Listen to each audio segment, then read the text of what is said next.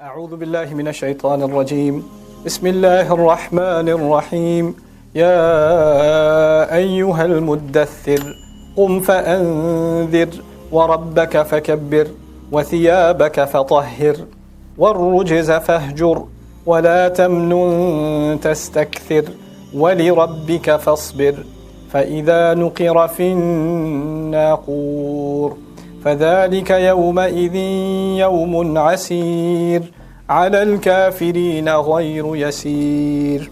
And this is actually the analysis of the late Dr. Sar Ahmed, and I find it very convincing. He says that the nubuwah of the Prophet ﷺ began with Surah Al-Alaq, or the first passage of Surah Al-Alaq. The nubuwah began, the prophethood began, but the risala begins with Surah Al-Muddaththir. Meaning he was already made a nabi and revelation started coming to him, but the charge, the responsibility to deliver a message officially gets given to him in the beginning passage of this surah. And from here on, his mission to deliver the word begins. And you can also understand, Allah said He will soon give a heavy word, right? Even though there's no absolute qat'i evidence that Muzammil was revealed before, it seems that way, that some part of Muzammil was there. We will soon be giving you a heavy word, a heavy responsibility. What's that heavy word? It comes in the beginning of this surah. Ya ayyuhal muddaththir qum fa'andhir. Rise, then warn. As opposed to rise and warn. You know, rise and, as opposed to rise, then. This qum by itself, it's the wa'andhir, not making it ma'tuf, actually has a very powerful benefit. The previous surah also said, Ya ayyuhal muzammil qum. The same command was there. But then it was qumil layla illa qalila, right? This time it's rise, then warn.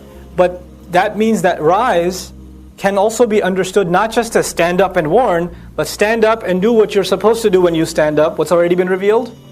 Make qiyamul layl, qum. And when you're done with that, now you take the next part, which is fa'anzir. You understand? So it's actually, once you've done justice to rising, because when the Prophet rises, sallallahu alaihi wasallam, he prays.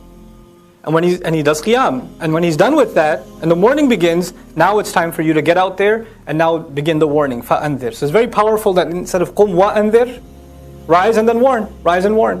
قُمْ فَأَنذِرْ. And when you're done with all the arkan of qiyam for you, you know, قُمِ اللَّيْلَ إِلَّا قِلِيلًا. It's like all of Surah Al-Muzammil is captured in the word قُمْ, and then now warn. فَأَنذِرْ. وَرَبَّكَ فَكَبِّرْ. يعني أخصص ربك بالتكبير. Specify your master with takbir. Allah is Akbar. This is actually a very powerful statement, not just for its rhetorical benefits. I've talked to you about the palindrome and all of that before. But the real power of this statement is not just declare the greatness of Allah. Declare the exclusive greatness of Allah. Declare greatness only of Allah. This is maf'ul bihi muqaddam. You know, see, kabbir rabbaka, that's the normal order. وَرَبَّكَ فَكَبِّرْ يعني خُصَّ رَبَّكَ أُخْصُص رَبَّكَ بِالتَّكْبِيرِ. Specifically and exclusively do takbir of your Rabb. This is important for two reasons. One, you're in a society where there are multiple gods that are believed in. And you have to declare that you cannot just say Allah is better, Allah is greater. He's the only one that gets to be declared takbir of. Nobody else can be done takbir of. That's number one. Number two, he didn't say Allah, he said Rabb. He said the word Rabb. And the word Rabb, as I keep alluding to, alludes to a relationship between human beings and Allah. And that relationship is slave and master. That's the fundamental of that relationship. Declare the greatness of your master, and therefore declare that you have a master and you are a slave. And he's the only one that we're supposed to be slaves of. It's not something limited to ibadah. It's not just something limited to, declaring Allahu Akbar in adhan or in speech. But rather, declare that He is the only master possible. There is no greater master. And we're all supposed to be His slaves. Then, even the word kabbir as opposed to akbir. Akbir. Akbara yukbiru also means to declare greatness. And this is used in the Quran when the women saw Yusuf alayhi salam. فَلَمَّا رَأَيْنَهُ أَكْبَرْنَهُ. Not kabbarnahu, but akbarnahu. But kabbara is different from akbara because kabbara is continuous. فيه تواتر. في سلسلة مسلسل يعني متابعة, it's continuity. Continuously declare now, non-stop declare the greatness only of Allah. And doing this non-stop will absolutely make people offended. It will absolutely offend people. And then Allah Azza wa Jal goes further, وَثِيَابَكَ فَطَهِّرْ, and make sure that you keep your clothes clean. This is actually kinaya also, some say. Keep yourself in good company. Don't let yourself, don't dirty yourself with any compromise in the religion. Some say this is being said metaphorically. Others say literally, make sure you maintain the purity of your clothes. وَثِيَابَكَ فَطَهِّرْ وَالرُّجْزَ فَهْجُرْ. And all kinds of sin, all kinds of, anger, and evil deeds, and any kind of disruption in your da'wah. When people talk to you and you get upset, get away from that.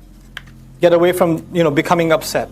وَلَا تَمْنُن, this is very powerful. وَلَا تَمْنُن تَسْتَكْثِرُ. Lots of aqwal are there in the tafsir of وَلَا تَمْنُن تَسْتَكْثِرُ.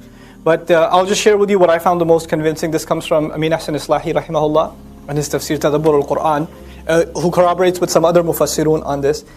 See, manna yamunnu in Arabic has a couple of meanings. One of the meanings is tadhkirul mun'im al-mun'ima alayhi bi'in'amihi.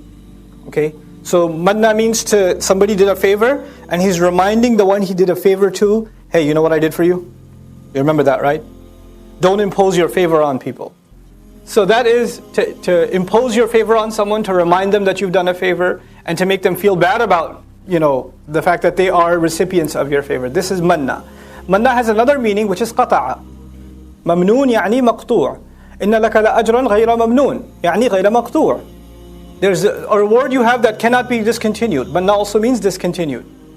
So there's two meanings. Don't impose a favor and don't cut off. Don't cut off. And depending on which meaning you take, you get into opinions of the ulama about the meaning of this ayah. The opinion of Amin Ahsan Islahi, he inclines towards وَلَا تَمْنُن يعني وَلَا تَنْقَطِعْ. Don't discontinue. لا تقطع من دعوتك. Don't discontinue your da'wah. تستكثر. Notice that تستكثر is marfu'. It's the normal form of the verb, right? تستكثر.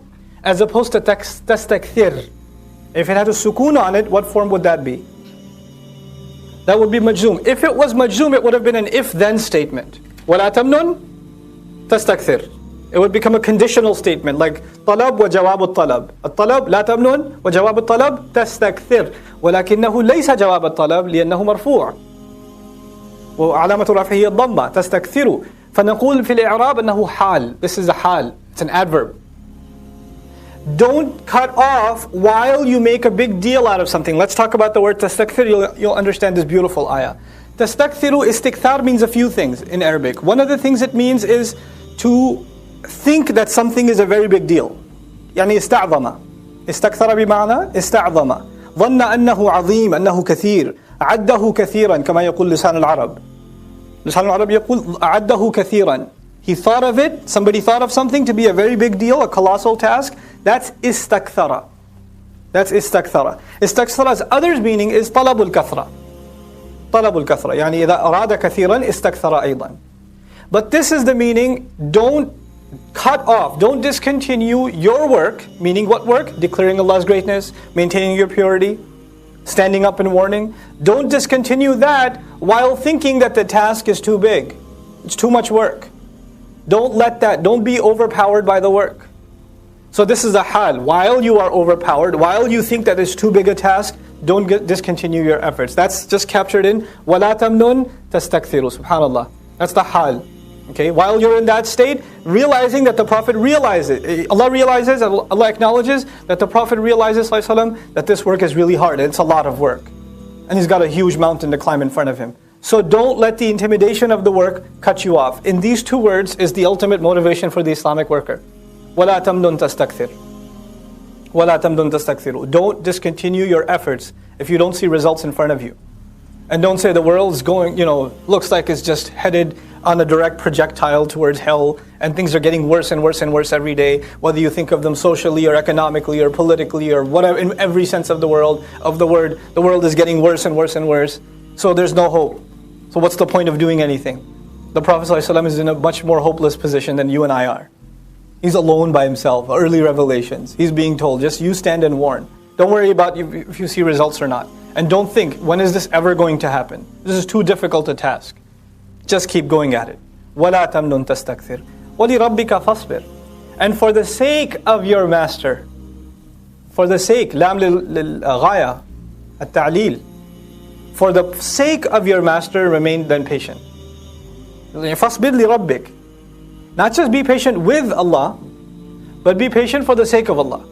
Because your master is telling you to do this, stay on task. And patience here isn't just, take the hits and stay strong, but actually keep doing your work. Don't let any fluctuation happen in the amount of work you do, in the amount of effort you make, in the amount of da'wah you make. Stay on task. وَلِرَبِّكَ فَاصْبِرْ فَإِذَا نُقِرَ فِي النَّاقُورِ. Then when, out of nowhere, the trumpet is blown into. Nuqira, they say, is used for blowing with a sound, like ooh, like a sound, like nafakha. Naqara, to blow with a sound.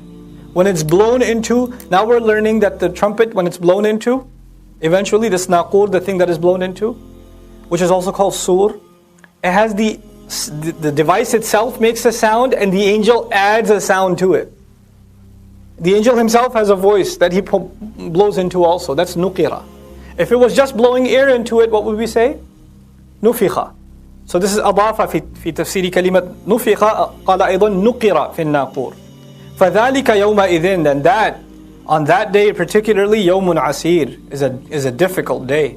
على الكافرين غير يسير, on disbelievers it's not going to be easy at all. ذرني, leave me alone. We saw ذرني before? Previous surah? Now we're seeing it again. ذرني, دعني, وخلني, leave me.